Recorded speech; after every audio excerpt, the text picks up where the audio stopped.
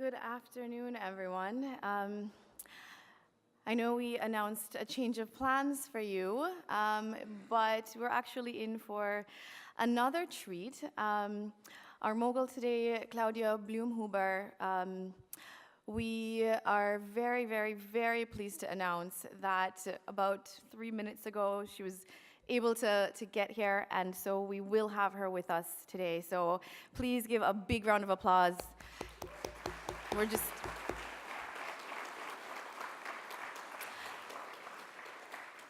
I think this is a true indication of the dedication that we see from the leaders in our industry, that even in the face of difficulty, they're here, they pull through. So we're really, really, really thrilled to have Claudia be able to join us again this afternoon. Welcome to the second of 4 of our 2014 Mogul series. We had our first Mogul series yesterday with Oren Moverman, and as I had mentioned earlier, the series is themed this year. We are celebrating unapologetic brilliance. And one of the things that we noticed when we were designing these conversations is that all of the industry leaders who we spoke to are really pushing forward. They're changing the game, they're pushing boundaries, and are doing so with very strong impact and without reservations of how we are changing the industry. And so we're really, really thrilled to be able to have this as our series this year.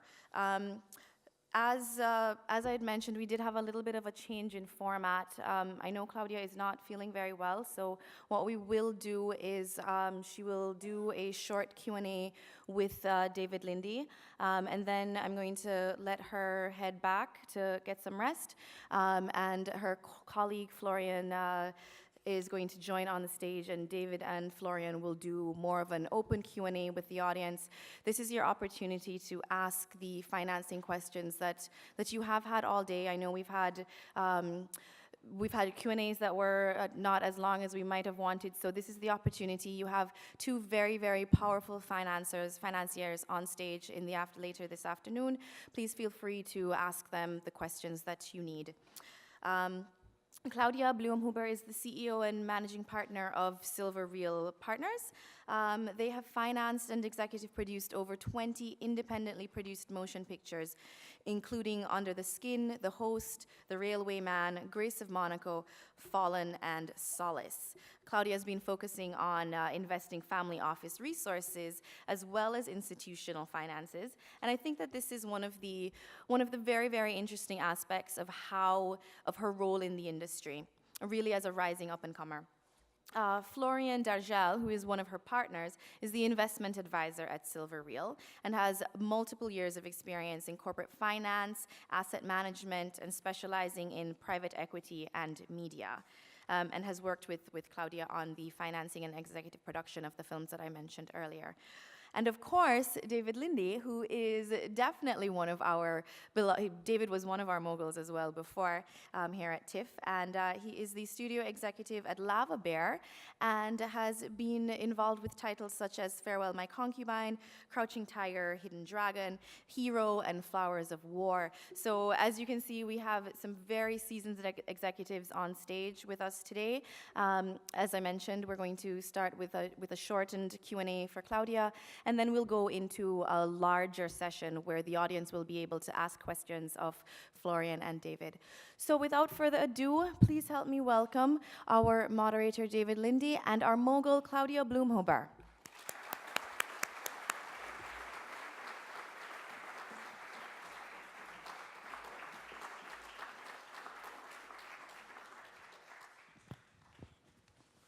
Thank you.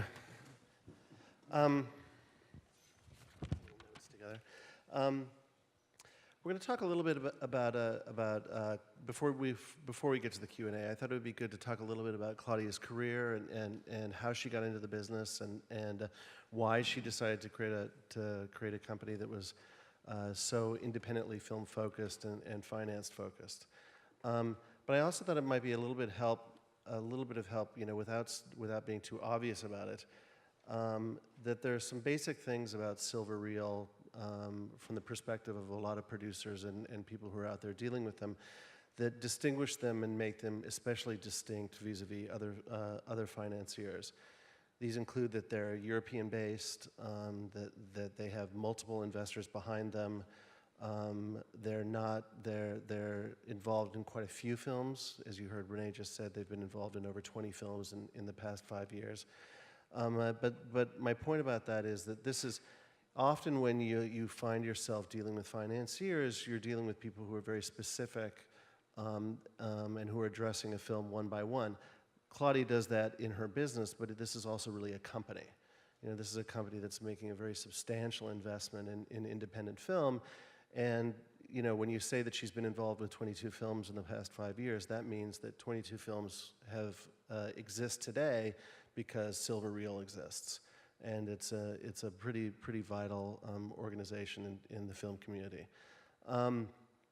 I have no problem speaking about Claudia's.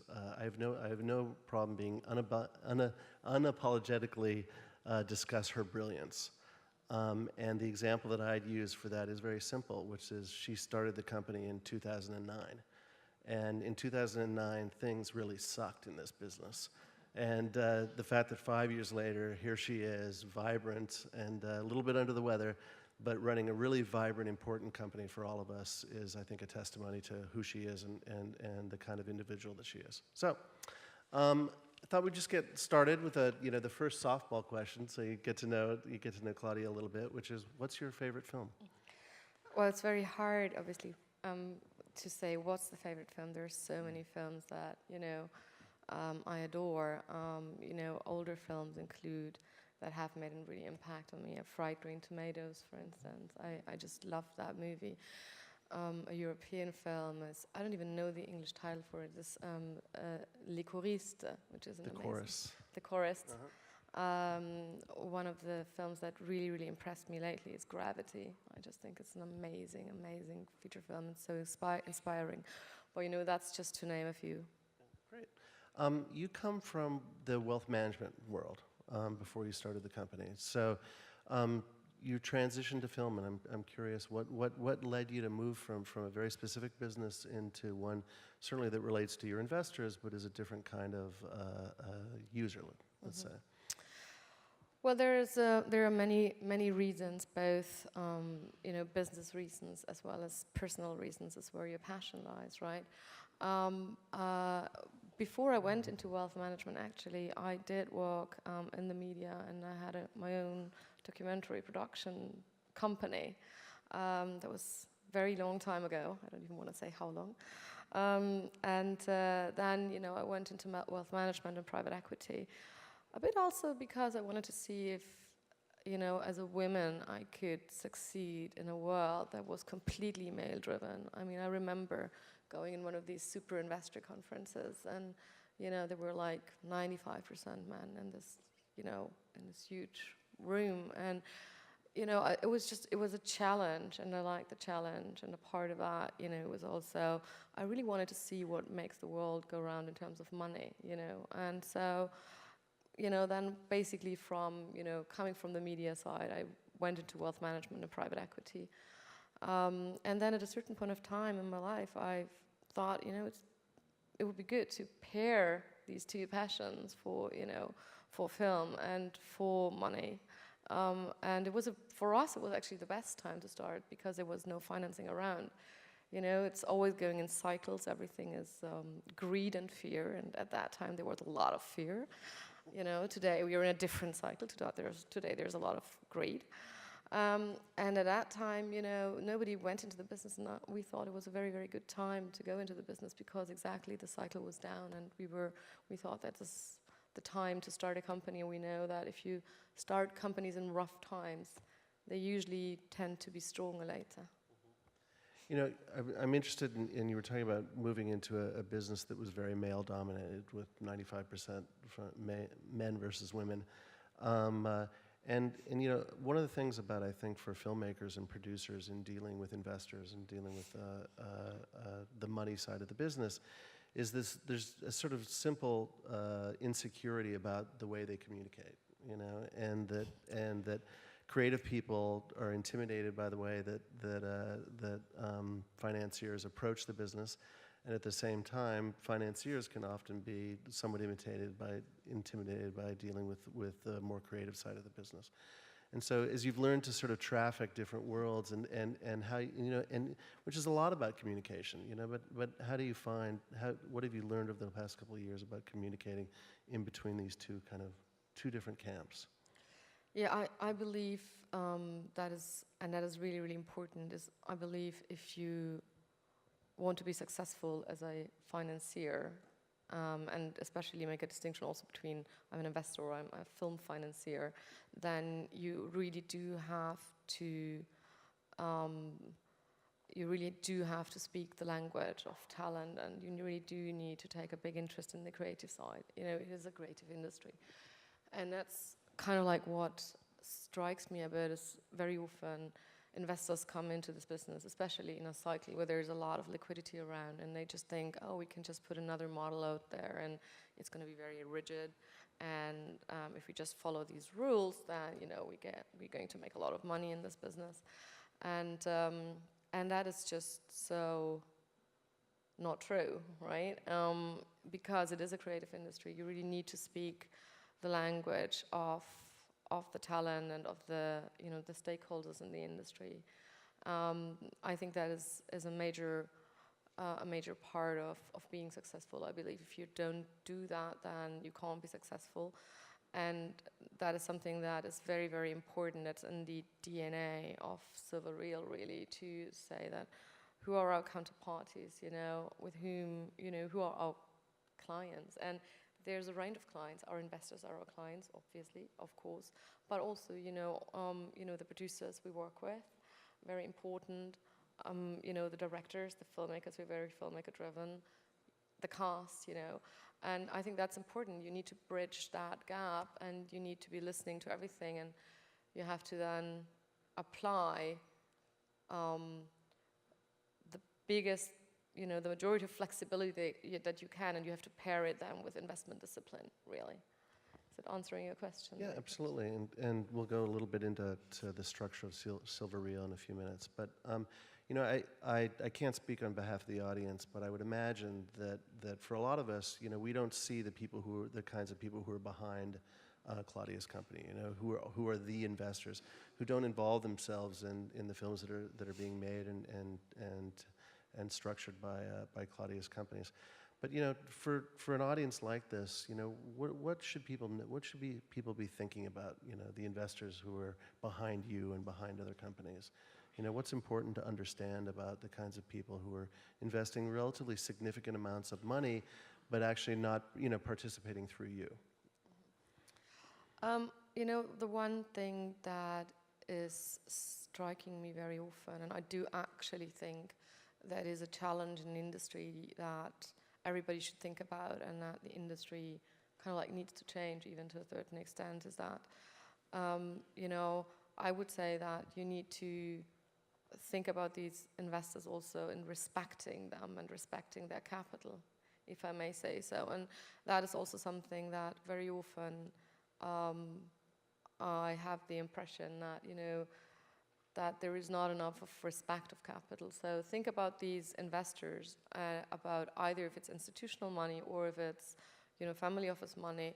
Those are, investors who work very hard for their money to make, and they, and you need to treat them fairly, and you need to treat their capital fairly, and see them as their clients as well, not, not just as a big bag of money that will make the movie, but as somebody who's put something in there, and it's a very, very important piece of the puzzle, And I think that is, if I may say so, that is a thing that, that I have been a bit flabbergasted in this industry, that there is not a lot of respect for capital in some ways, shape or form, and that's, I think, needs to change, because right now, if I go back to the cycle, right now we're in a hype cycle, right? There's a lot of money around. But that's going to change again. It always goes up and it always goes down. And a lot of the investors that I'm talking to, also from the institutional side, they feel that they are scared of the industry. A lot of the investors that you actually, encounter, if they haven't lost money themselves, then they know somebody who has lost money, right? And there's this famous thing that people always say, that was one of the first things that I heard actually from a producer when I started this. It's like, Claudia, how do you make money? How do you become a millionaire in the film business? Well, you start with $1 billion, right? So I'm like, okay, that's how it goes. That's interesting. And then another one was, was about the value of backend, And so for me, the point is, I think what's really, and that's also a message I want to give, is what is really important, see the investors not just as a bag of money, everybody work very hard. Maybe there's pension funds involved as well. That's hardworking people, right? And just try to make sure that, people get their money back, plus hopefully also some return. Yeah, I was going to say that's one of the things. That's one of the expectations of investors, that they're going to get their money back. But let's talk a little bit about Silver Reel and how they operate and how you both I think we'll get a little bit into the financing structures and things like that, but also just how it is that you begin to think about material, how you make decisions about material, how you make decisions about the people that you're in business with. So what is the best way for a producer or a filmmaker or a company to approach Silver Reel? Well, we are very material driven, and that is probably also something that distincts us from other, investors, and that's also what I think I would make as a distinction between film financier and an investor. We're very material driven. We really look at things. I have to say that hasn't always been like that when we started. It was also while the company involved that, we became more and more, we became more and more, I would say, I don't know the English word, maybe rigid about, what we do in terms of the materials and the people we work with. There, that's an old thing about it's the script, and the script, right? But it is so important, and I have the impression that there is not enough resources going into really getting the script and getting the material where it needs to be. So that is something that I can just say that's so important if you work on the material, that you get that kind of like right, and then pair it obviously with a great group of people. We like to work with people on a basis that we can hopefully do work with them all over and over again, with producers and with filmmakers. So I guess we're very relationship driven, and for us, and that comes back, for us it's really important to, respect everybody, but that we're also respected. It goes both ways, and I think it's also really important that, depending on where the project is and how we get involved, and every single movie is different, we tend to become pretty active as well. We're not like just sitting there, but we can tend to become pretty active in understanding, if the producer and everything runs completely, smoothly and we understand it, then we're very happy to step back and basically just let everything go its course. But we would also, step in if we think there's something that, obviously in a respectful way, that is something that needs to be done in order, to get the best movie made, right? I think. Do you prefer, if a script comes in that you're interested in, do you prefer that there's a filmmaker attached? Depends on the filmmaker. Right. To proceed. That depends on the filmmaker, really. There are people that we really, really want to work with, and obviously, if they are attached, we're delighted.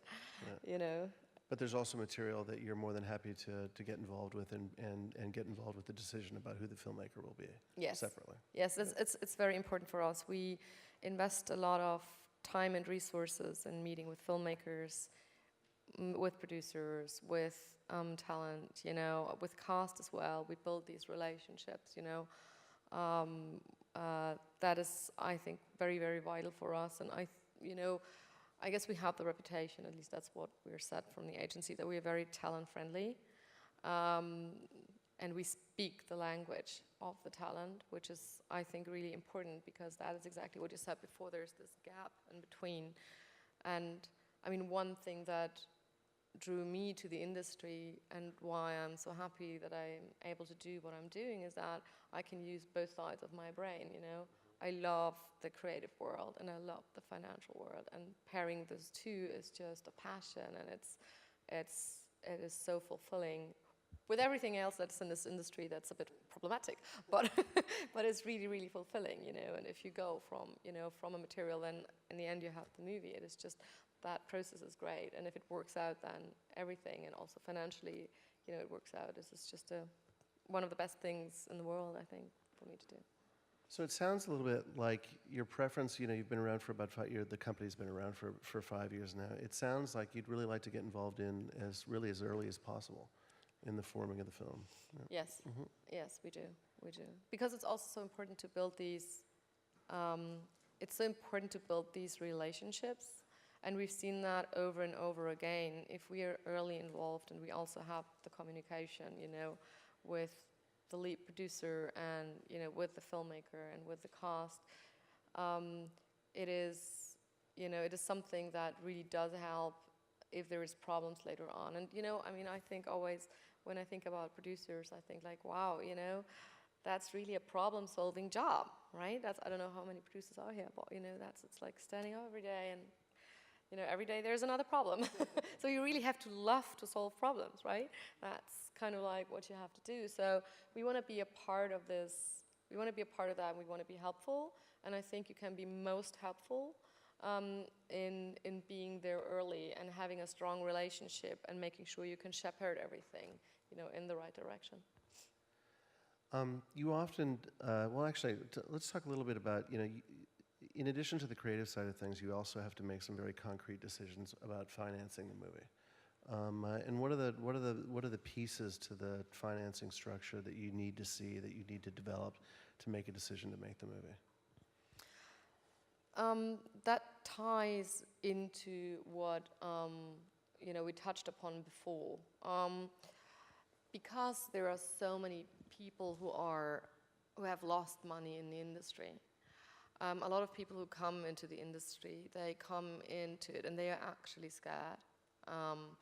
And so what they think is, and then, you know, oh, give me a most rigid approach. You know, I'm having this formula. It's just, if I'm doing 30% of whatever, gap financing, I'll just use it because I heard it so many times. Then I'm always going to be fine, you know, 30% of the budget, because I'm always going to be fine because the coverage is always this and that, you know. And it's all not true, right? So it so depends on each single movie. It so depends on the collateral. It so depends on the package. So whilst you have to have a very strict investment discipline, and if you don't have that investment discipline, you will lose money. You still have to have the, you know, the biggest flexibility you can have, and you have to look at each single movie. And each single movie, you know, we haven't structured a single movie in the same way. Each single movie is structured differently. And we always look at the collateral base, basically, you know. We look at, you know, from a financial point of view, we look at really the, you know, the end consumer in some way, if you want to say that, right? Because, I mean, there's the producer, and then there is the end consumer. In between are the distributors around the world, and us, basically before the distributors. If we finance it, and it's not something that, you know, the end consumer will want to see, basically, your audience, your target group, then, you know, the distributor's not going to buy it, or they're going to buy it for a price that means that we're going to lose money, right? So it's really that kind of chain, and you have to basically look at, you know, the target audience as well. Who are the target? That sounds very simple, but it's very often not done, funnily enough, you know. And so we always build it up. We build each single movie up from the ground. We always ask ourselves, okay, what is the audience for this movie? And there is different audiences, you know. A movie like Under the Skin that we did has a different audience, and you can build the movie for this audience. than, you know, a big movie that we're just doing like Fallen, you know, which is completely, and if you look at that, you know, and you look at that, and the distributors who basically are your gateway to that audience, you know, then you can basically, and you draw it back then to the financials, then you can basically create the structure and the financial structure to do the movie. But it doesn't work, you know, it doesn't work to say, oh, I'm only doing this or this or this, and all of the time. That everybody who's doing that and everybody who's done that, we looked at that very, very hard, has failed. You know, I think it's interesting because one of the things that Claudia is touching on is ultimately also the responsibilities of the producer in today's world, right? And it's interesting because there's so much pressure, or there has been so much pressure on the economics of making movies, you know, it's becoming increasingly the job of the producer not just to form and create the best piece of material possible, but to actually do exactly what she's talking about, to know who your audience is, right? And to really be able to, whether you decide it's going to be, you know, women under the age of 25 and nobody else, or everybody over the age of 25 except for women under 25. Over 25. But it becomes increasingly important, I think, for financiers to have a very distinct sense of who you think you're reaching out to, you know, and who you think your movie is going to be communicating to. You said that you were touching a little bit about one of the key things about independent financing these days is these infamous international sales companies, of which there are very many. And so, and you tend to use with not tons of different sales companies, but a few, you know, you work with a group of them. And I'm just wondering, you know, in matching the project that you have with a particular sales company, how you go about that? We, again, there we are relationship driven, so we tend to work over and over again with the same sales companies. Having said that, you know, different sales companies, you know, specialize in different parts of the market. Some is more for, you know, the awards winning, some more for, you know, the commercial part.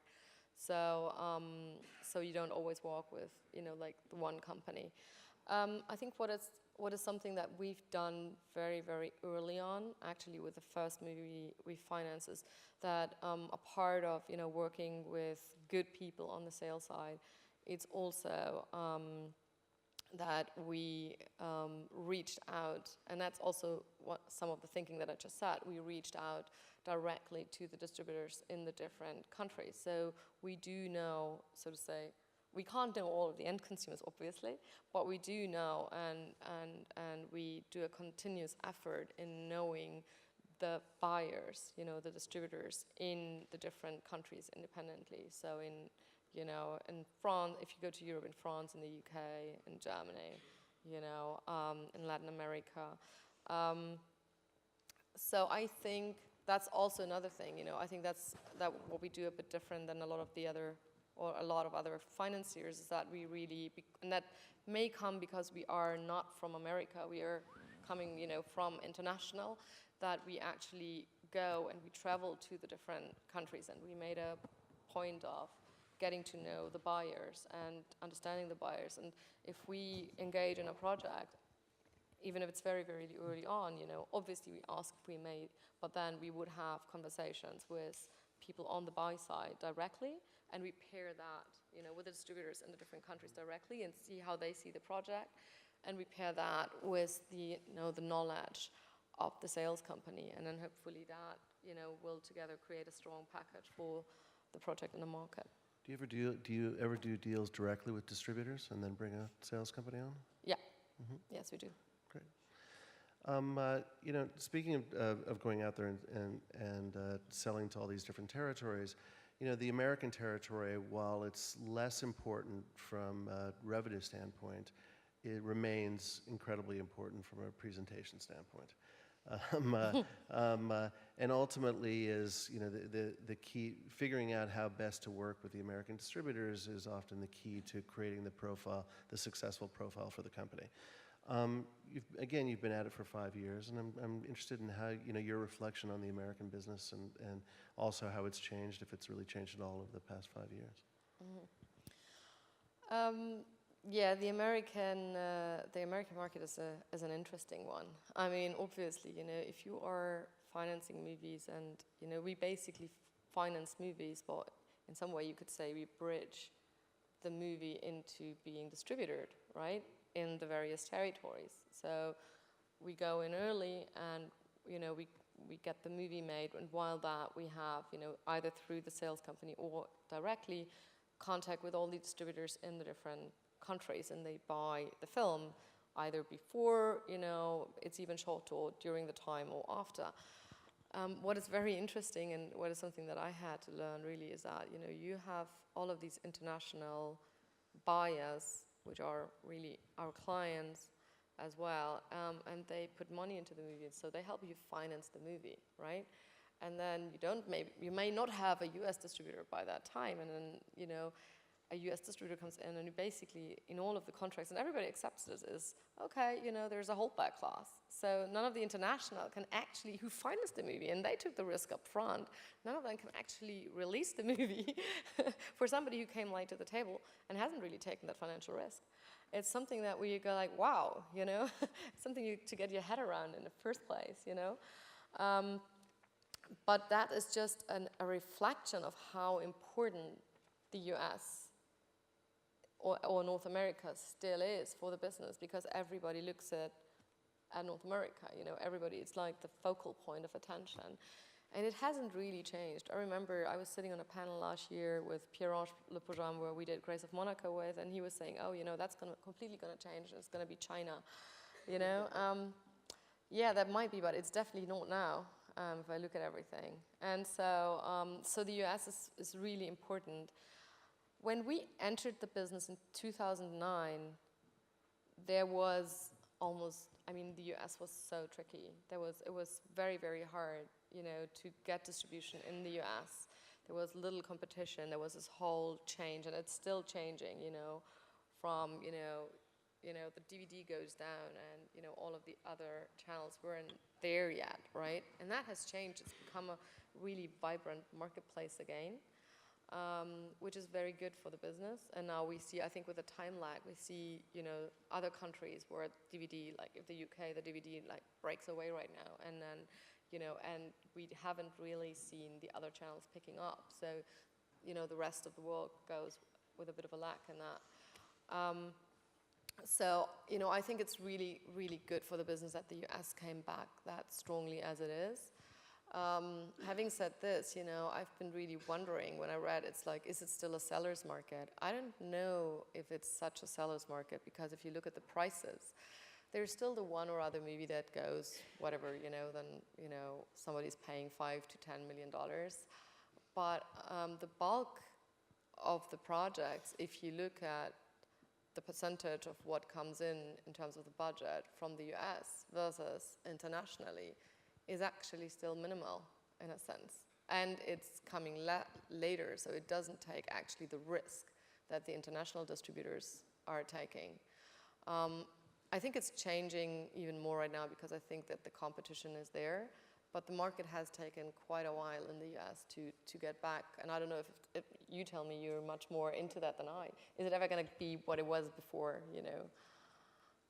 No, I don't think so. I think the quandary, that we find ourselves in today is that you simply can't make as much money out of U.S. distribution at the moment as you have in the past, because it remains extremely expensive to release movies in the U.S. relative to other countries.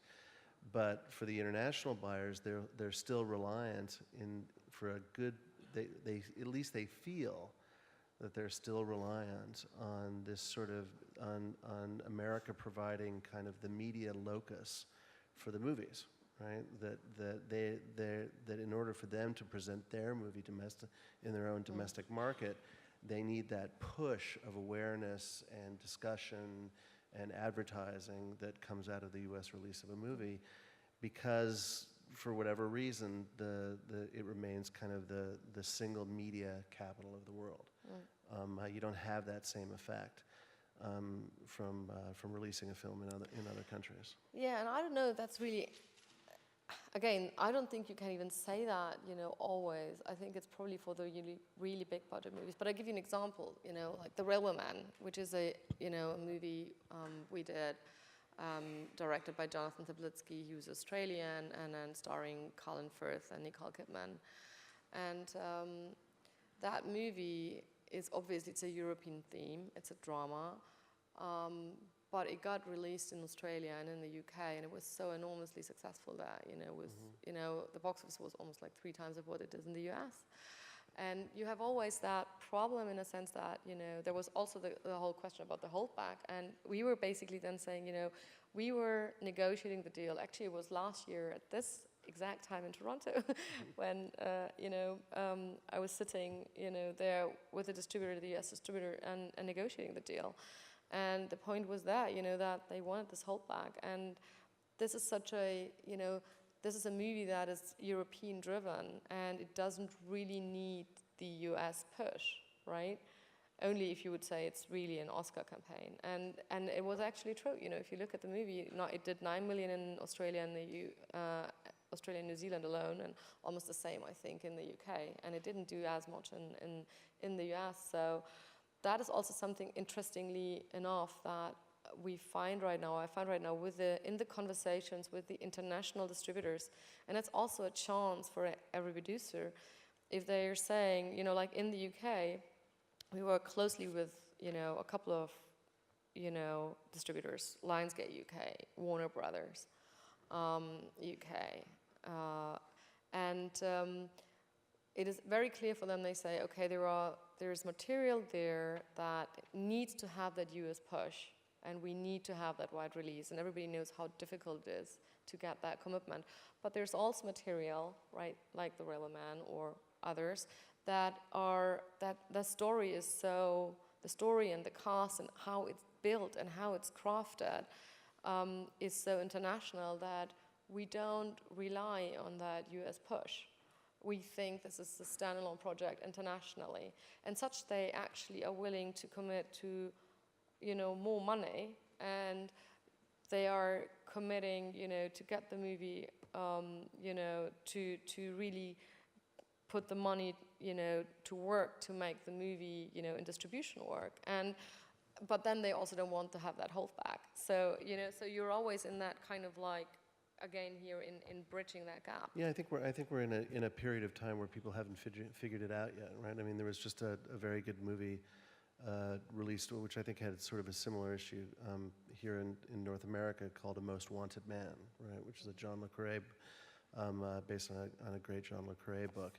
And, it did very well in the US, but I'm not so sure, and is going to gross, I think, $18–20 million, which for an independently released kind of intelligent specialty movie in the US is quite a good performance. I can't imagine that that's actually really going to, for a movie like that, is really going to affect Europe. And really, we're going to have to figure out ways of making sure that distributors have the chance to enter their market at exactly the right time. And there's probably going to be even more negotiations with these U.S. distributors. You're talking about some of the European distributors, and one of the, in addition to Silver Reel, one of the things that we're seeing is pretty big European-based companies beginning to step in the shoes of, 4, 5, 6, 7 years ago, there were a lot of bigger American kind of, quote, independent companies that were financing motion pictures, right?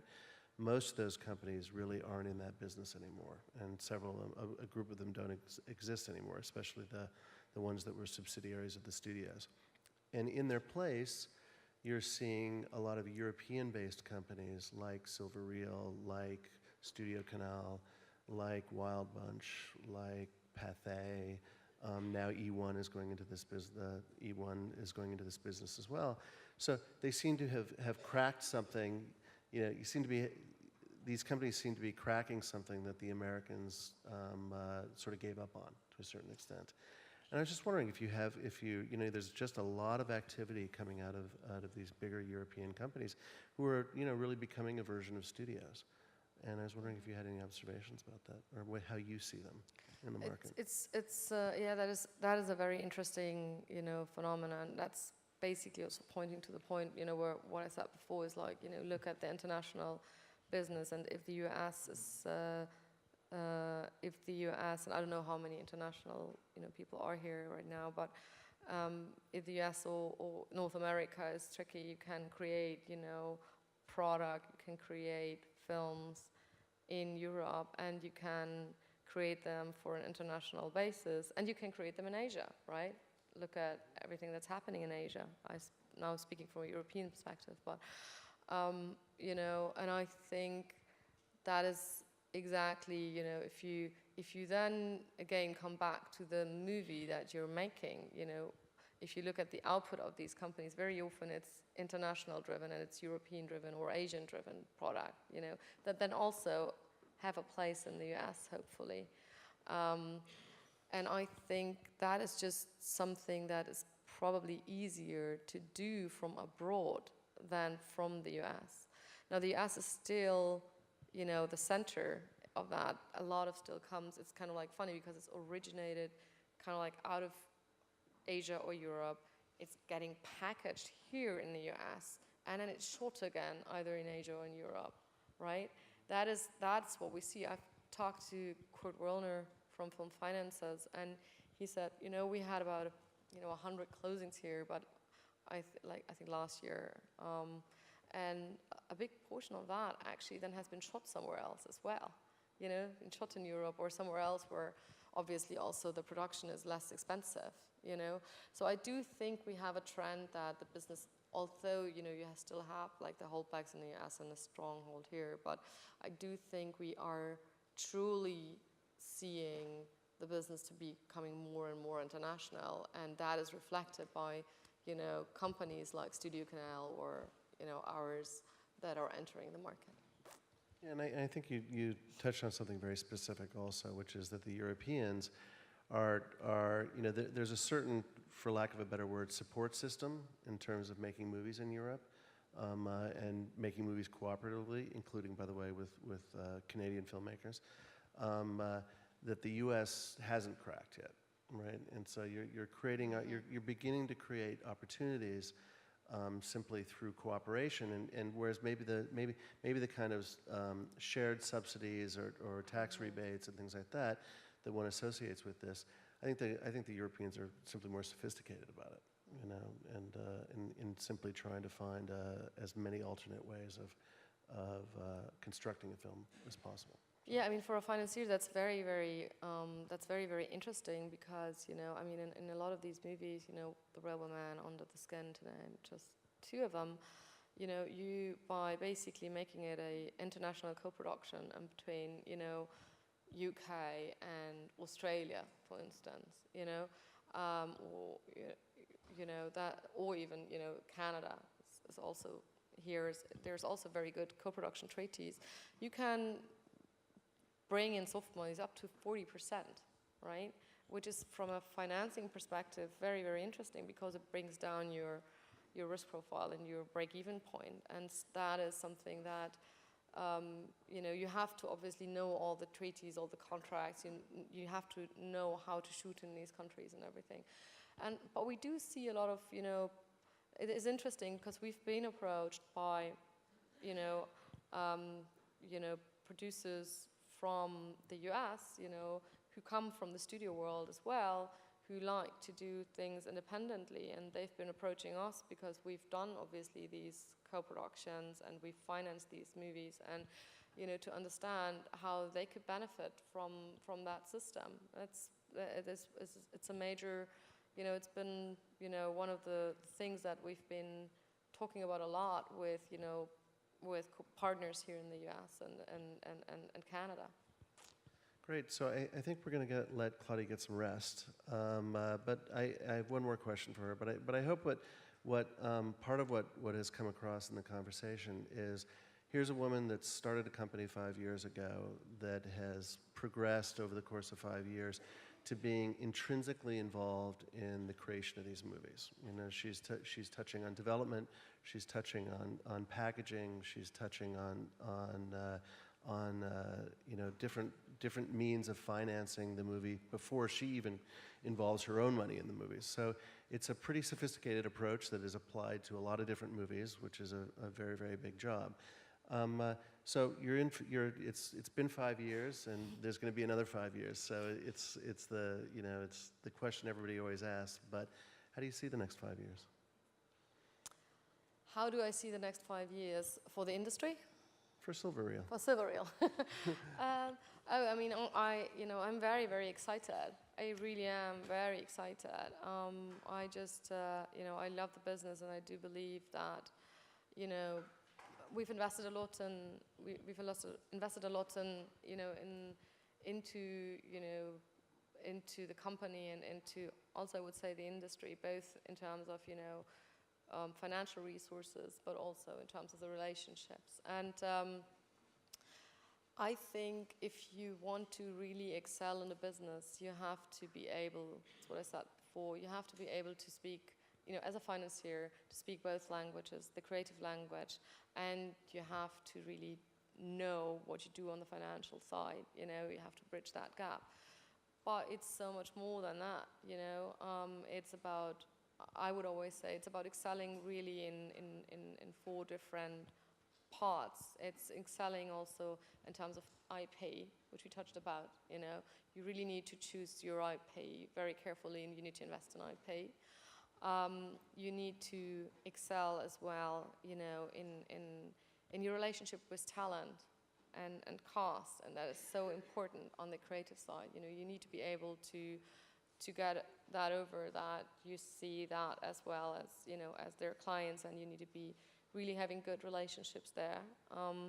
And then you need to excel in distribution, both through international sales with our partners, but also, having these relationships directly to distributors internationally, and understand these markets, understand what they need, And then obviously the last part is technology. We live in a time where this technology is just taking over, and it can completely transform the business, and we've seen it. And we have to learn the lessons that we've seen that happened to the music business, where they were like huge companies and nobody thought they could ever go under, and boom, they're gone, right? So there's a lot coming from the technology side as well. And so if you ask me about Silver Reel, this is kind of like what we're doing. We're looking at these areas very carefully, and we're building in these areas very, very carefully, because we believe all these areas is not enough to be so. You need to be very good in all these areas if you want to build a state-of-the-art company. Great, thanks very much. Thank you.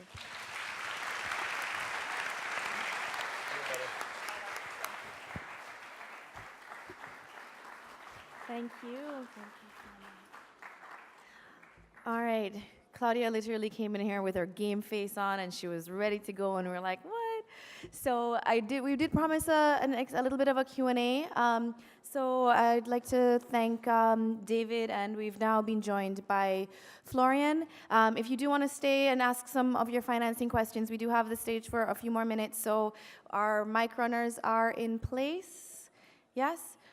So I think we'll get our mics in place, and we can start the Q&A. If you do need to go, please feel free. We do have the happy hour happening outside. But if we do have the stage for another couple of minutes for Q&A, and our mic runners are now in place, so please just raise your hands, and David will identify you. Thanks.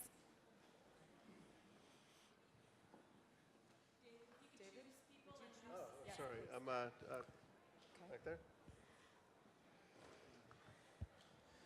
Thank you very much for it's been a very informative panel, and it's great to ask some questions.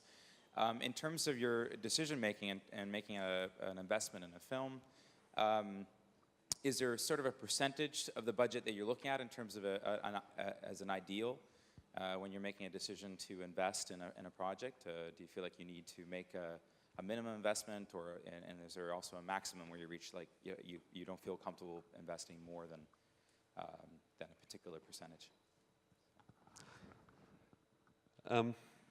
Well, as Claudia was saying, there's no menu or price list that you can just tick off. Every film is different, so I can't give you a certain percentage. We basically do films from 5 to 50 million of budget range. And if it goes much below 5 million of budget, then it usually doesn't become economic anymore to really pay the attention that we want to do on every project. So if it gets much lower than that, then we tend to try and help them make the movie either somewhere else or with other partners that we have. And if it's bigger, I mean, it tends to be a significant part of the budget, but it could be as low as 20, and it could be as high as 80 or 100%.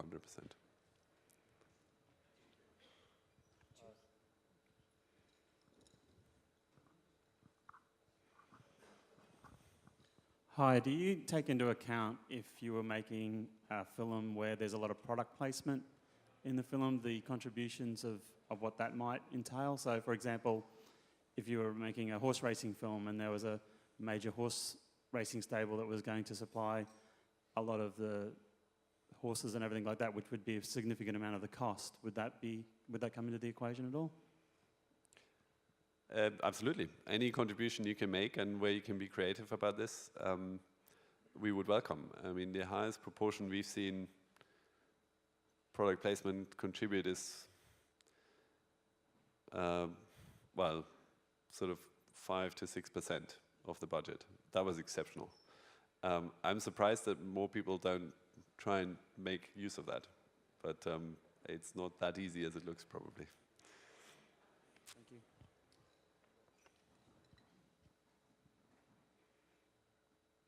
Hi, my name. Oh, is this on? Hello? Can you hear me? Yep. Anyway, hi, my name is Zach Kilberg. I just wanted to ask. That was great, by the way. Really informative. Thank you very much.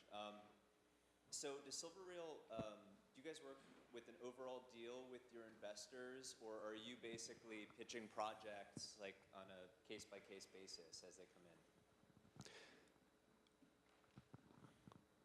We have an investment process and a board that takes investment decisions, but we don't go back to our investors. So they're committed, they're in this business, and they do not sort of, make a decision on every single project. We recommend it, and so far the board has never shot anything down that we've recommended, but it could happen.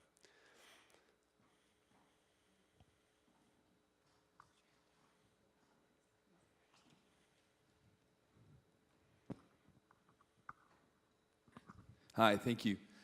When you're dealing with family offices that have been burned in the past and their investments didn't come back and they hate Hollywood, and you're trying to get them to commit again to something else, how do you regain their trust? Do you just base it on your relationship with them so they trust you and therefore they trust the project, or do you get very qualitative with them, quantitative, and have them look at more analysis and really go through the numbers of the new project and say, oh, you're not going to lose money this time?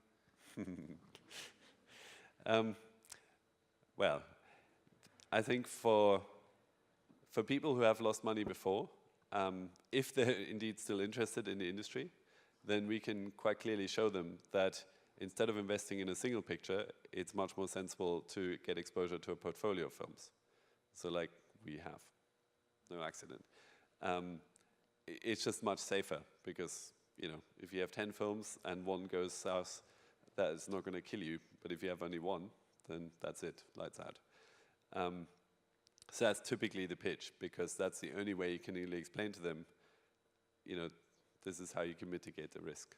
And then we can give them that's the short version. The long version is all about, all the things that we do to de-risk a project in the first place. Because we are very downside protected. We're a lender, so we cannot recover from losing all our money. It's just not happening. If we don't make as much money as we thought we did, okay, fine. That can happen everywhere. But, we try and structure the projects so that they make sense and that everybody can earn the money back that they've invested in the movie. Not just our investors, but also the distributors and everybody else involved.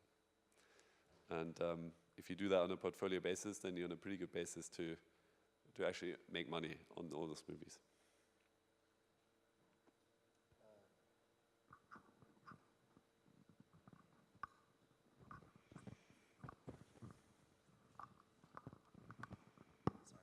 Thank you very much. My name is Derek Marshall, and I have a quick question. So I'm a first-time filmmaker. We had a budget of about $700K, which I managed to raise myself. And what we would like to do now is we would like to do self-distribution in the US. And our budget, I mean, you know, we've come up with budgets as low as, you know, $500,000, which I think we could get. But our upper budget is like $5 million. Do you guys ever, or, you know, would you guys know people that would basically do funding for self-distribution? When you say self-distribution, what do you mean? I mean, like a full-on do-it-your-own, you know, DIY campaign. So social media, we take, I mean, my background, I was an executive at kayak.com. Okay. And so I was working sort of with the, you know, the marketing team from Kayak and the, you know, basically them to design the campaign. And so it would basically, it would be funding that campaign, essentially. Right. It's a very bespoke thing. I mean, you basically would need to find somebody who has appetite for that kind of risk, because it's twofold, right? It's the distribution bit in itself. It's just very quick turning. You'll know very quickly whether you get the money back or not. But secondly, you're also exposed to whether the film will perform or not. And it's very hard to judge that in advance. So, you know, if I was you, I would talk to as many distributors as I can and maybe go to them and say, look, I'll have some funding in place, or I'll commit to some funding, and then do it in partnership, because there's a lot more to it than it looks. You know, all the industry conventions, the time frames, the materials that you need to deliver, all this kind of stuff is, you know, why reinvent the wheel? Okay, thank you.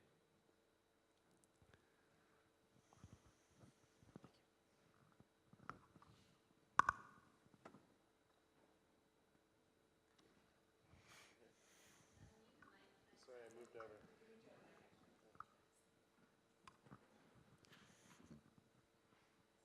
Thank you. Just wondering how Silver Reel finds its projects. Are you actively seeking talent to work with, or do enough projects come to you? We do both. I think we see a very large percentage of what's in the market of the kind of projects that we're looking for, I should hope.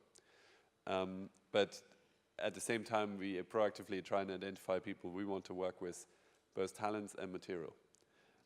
So, you know, this can be, we have a sort of sister company which actively engages in development, where we have a first look, so that, you know, if we see an interesting material, then we'll direct that there. If our favorite sales companies have interesting projects, they may come to us and say, okay, we've got this, can we package this? If various agents have interesting projects, they may show it to us. And, you know, sometimes somebody walks through the door, you have some random connection. But on the other hand, I would encourage everybody to figure out a way to get an introduction to us, rather than send us something cold and just say, I'm the next best thing. It just shows that you've done your homework and you know how to kind of approach the, you know, the hustle, if you like. I would very much recommend that. Great, I think we've run out of time, unfortunately, but thanks very much. Thank you. Florian. All right, thank you so much, David and Florian. This was just an absolutely brilliant day. I'm just so thrilled. Just a little update on what's happening tomorrow. So we will start off the day with the state of distribution with Bob Burney. And we close the day with our mogul, Terry Press. And in between, we'll have day and date release models, and we're going to talk about VOD and SVOD. So there's a lot happening tomorrow, big distribution day. And we'll see you back here. Well, go have a drink, and then we'll see you back here in the morning. Have a good night.